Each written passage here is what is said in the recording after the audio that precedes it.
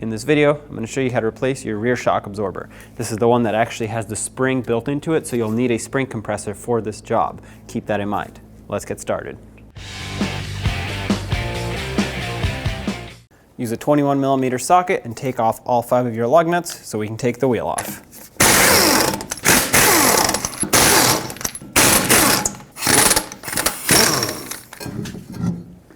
From under the vehicle, you'll see that the bottom part of the strut is held on with a 19mm nut. So take this off. From out here by where the wheel is, you'll notice that there's a 14mm bolt going up into the body. We'll have to remove that. And then there's a stud right there and another one on this side. Both of those will have 14mm nuts inside the vehicle on the top. We'll get to those, but for now, let's take this one out. Those fasteners are located right in that area, so we'll have to pull the carpet back, but there is one that's right between the seat and this part here, so we're gonna have to fold the seat. To do that, you can pull on this and pull the seat forward. Now you can peel back this carpet liner. With it out of the way, you'll notice the 14mm nut right here that we're after.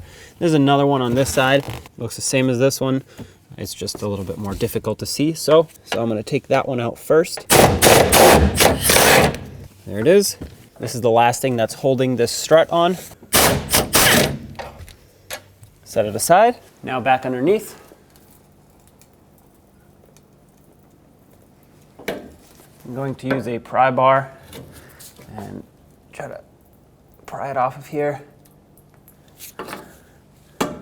This one's fairly stuck. Sometimes they slide off easy. Other times they're a little rusted on there.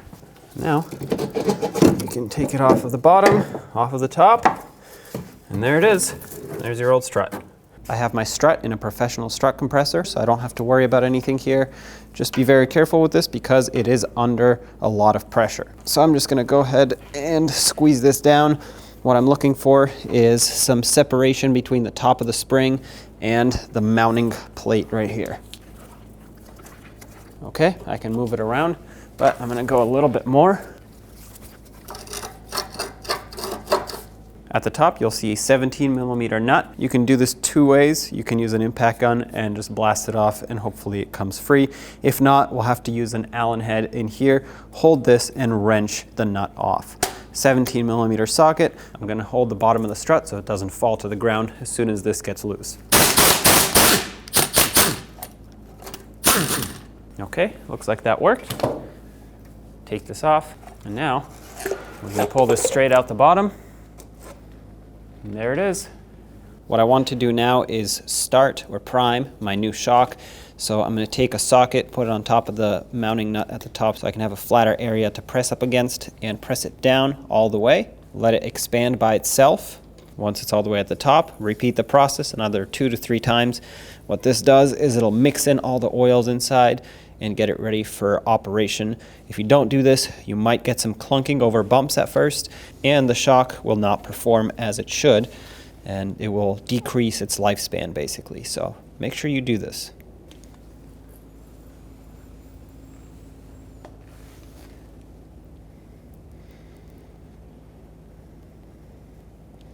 Slide this up, bring it through. Put the nut on, and let's tighten it up. That's nice and tight. Now release the spring.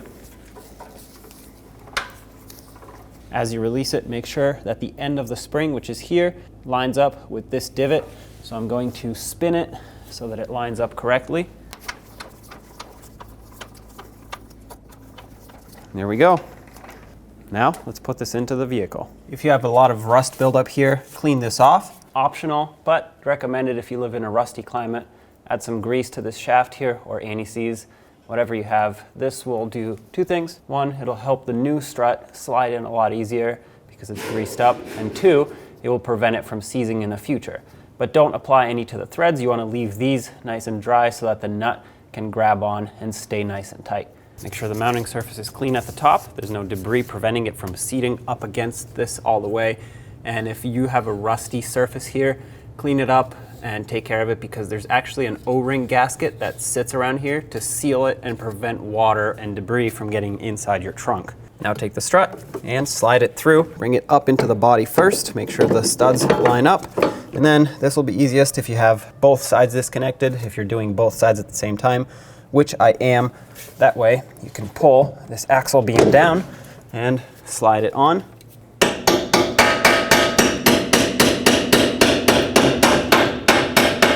Since we're here, let's put the lower bolt in. I'm gonna come back in a little bit and torque it, but I just want to secure it for now.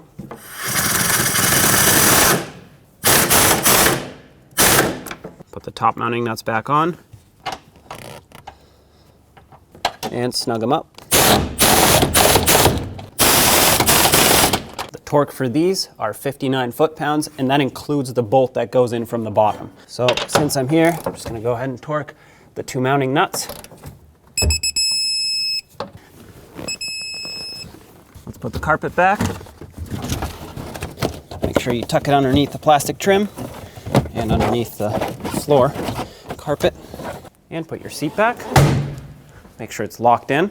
Back underneath, again, also 59 foot-pounds. Next, let's put the lower bolt in. Take this washer, slide it over, and then put the mounting nut on. This is the 19mm nut. That also gets torqued to 59 foot-pounds. There we go. Now do the same to the other side if you haven't already, and then let's put the wheels on. Put on all 5 of your lug nuts, bottom them out, and torque them to 76 foot-pounds.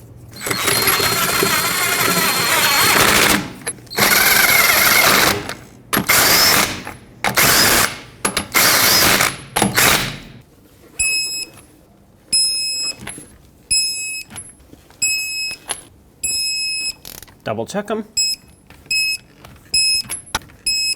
Okay. When only the best will do, demand TRQ. The only company that lets you view before you do.